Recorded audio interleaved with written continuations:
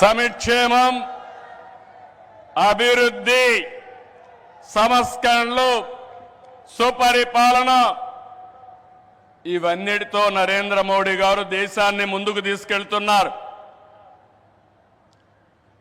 PM Kisan నిధి కింద ఏడాదికి 6,000 రూపాయలు రైతులకు అందిస్తున్నారు. కోవిడ్ సమయంలో ప్రారంభమైన 5 కేజీల బియ్యం ఉచితంగా ఈరోజు కూడా కొనసాగిస్తున్నారు.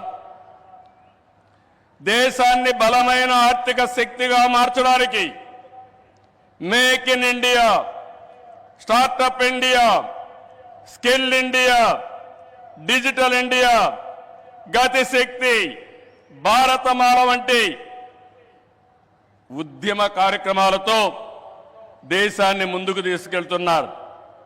కరోనా సమయంలో సహాయం చేయడమే కాకుండా ఇప్పటికే మీరు చూస్తే కోట్లాది మంది ఇళ్లు లేని పేదలకు ఇళ్లు కట్టించారు.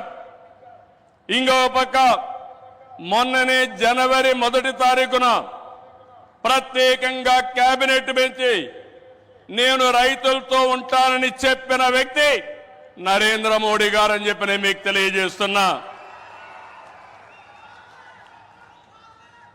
దీంట్లో 4 కోట్ల మంది రైతులకు లబ్ధి చేకూర్చే విధంగా పీఎం ఫసల్ బీమా కొనసాగిస్తూ నిర్ణయం తీసుకున్నారు. 3,850 కోట్లతో ఎరువుల సబ్సిడీని కొనసాగిస్తూ ఆ రోజు కేబినెట్ మీటింగ్లో నిర్ణయం చేశారు. ఇదే కాకుండా ఈరోజు మనం చూస్తే పేదల కోసం సీఎం సూర్యఘర్, కుసుమ్ వంటి కార్యక్రమాలు తీసుకుని ఎక్కడికక్కడ మన ఇంటిపైనే కరెంటు ఉత్పత్తి చేయడం, మన పొలంలోనే కరెంటు ఉత్పత్తి చేసుకుని భవిష్యత్తులో కరెంటు ఛార్జీల భారం లేకుండా పేదలకు అండగా నిలిచారు. ఇవన్నీ కూడా 7 నెలల్లో చేయగలిగారు. వారి విధానం సబ్కా సాథ్, సబ్కా వికాస్, సబ్కా విశ్వాస్ ఇదే నినాదంతో ముందుకు పోతున్నారు. అందుకే మీరు చూశారు 2014లో 11వ స్థానం భారతదేశం, ఇప్పుడు 5వ స్థానం. 2029కి 3వ స్థానానికి వస్తుంది. 2047కి భారతదేశం ప్రపంచంలోనే మొదటి స్థానంలోనో 2వ స్థానంలో ఉంటుంది.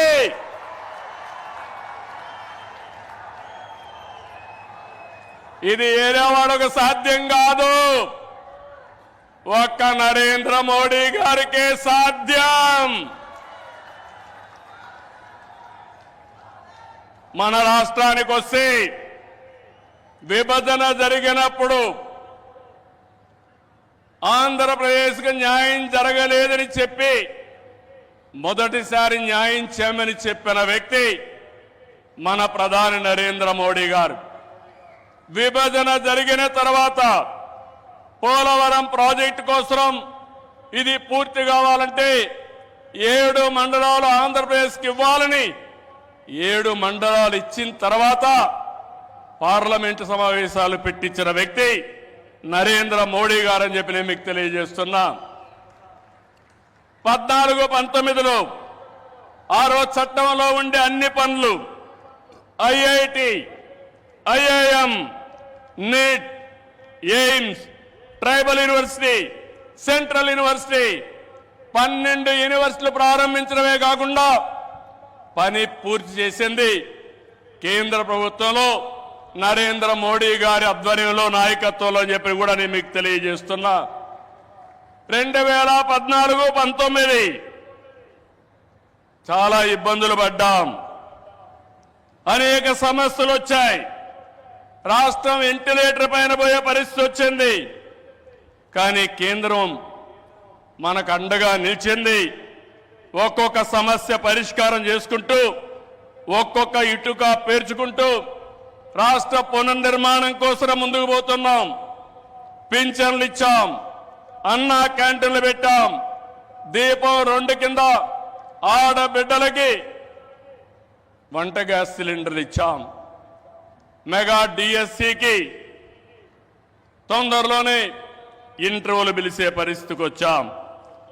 ఇవి చేయడమే కాకుండా ఇంకో పక్కన మీరు చూస్తే సూపర్ 6 ఏవైతే చెప్పామో ఆ సూపర్ 6 అన్ని కూడా పూర్తి చేసే బాధ్యత ఎన్డీఏ తీసుకుంటామని మరొక్కసారి విశాఖపట్నంలో మీ అందరికీ హామీ ఇస్తున్నా. కష్టాలున్నాయి, సమస్యలున్నాయి, అధిగమిస్తాం, ముందుకెళ్తాం. ఒక పక్క అభివృద్ధి, ఇంకో పక్క సంక్షేమం, రెండు కూడా సుపరిపాలనతో ముందుకు తీసుకుపోతామని చెప్పి కూడా నేను మీకు తెలియజేస్తున్నా. రాష్ట్రంలో పెట్టుబడులు ఊపందుకున్నాయి. అటు కేంద్రంతో సమన్వయంతో మన బ్రాండ్ కూడా పెంచుకుంటూ మనం ముందుకు పోయే పరిస్థితికి వచ్చాం. దేశానికి ముంబై ఏ విధంగా ఆర్థిక రాజధానిగా ఉందో మన రాష్ట్రానికి విశాఖపట్నం ఆర్థిక రాజధానిని మరొక్కసారి ఈ సభలో మీ అందరికీ విజ్ఞప్తి చేస్తున్నాను. ఒక ఇన్ఫర్మేషన్ టెక్నాలజీ, ఒక ఫార్మా పరిశ్రమలు, ఒక టూరిజం ఏ విధంగా ప్రమోట్ చేశారంటే నరేంద్ర మోడీ గారు అరకు కాఫీని అనునిత్యం ప్రమోట్ చేశారు. ఈరోజు అరకు కాఫీ, అరకులో బండే కాఫీ ప్రపంచం మొత్తం పాపులర్ అయిందంటే, మోస్ట్ ఫేమస్ బ్రాండ్ గా తయారైందంటే అది ఈరోజు మన ప్రధానమంత్రి గారు చూపించే చొరవ. ఇక్కడ నేను ఒకే విషయం మీకు చెప్తున్నాను sir. Your favourable decisions, always you are for development. I'm always getting some inspiration from you and I am learning so many lessons from you. I am very happy. Till yesterday our Amaravati was in doldrums. Now sir, you have to come sometime to witness where you have laid the foundation. Finally we are going to complete with your blessings. Then you have to inaugurate Amaravati, one of the best city as you dream. Sir, always you are promoting linking of rivers, irrigation. You have done it. You have shown the way. Same way, sir. In Polavaram, you have cleared everything. We will complete it. Under your leadership, intra-linking of rivers, we will start immediately. And you bless us, we will complete. That is our commitment, sir. Sir, third one, sir. I am very happy.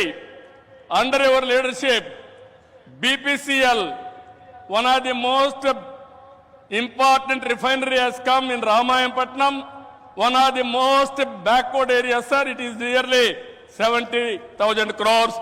I am thanking on behalf of Andhra Pradesh people. Give big applause for our Prime Minister.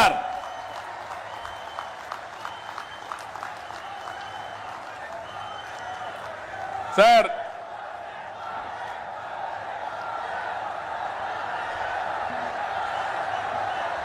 some more things you have to hear. How Narendra Modi ji is functioning in this country. Recently I went to him. Mittal, RCR Mittal is willing to spend some money to set up steel plant. There are some problems. When I went to our Honorable Prime Minister, I explained, sir, they want pipeline, they wanted to get iron ore through slurry. This is what they are requesting, that is what I told them. Immediately he made it a point, if we wanted to carry iron ore, there will be a lot of pollution. With the slurry, you convert and send it pipeline. That is the best way for environment and also cost of transport. I entirely agree with you. That is what he told. Sir, how many prime ministers can understand this language, sir? That is where I am appreciating you.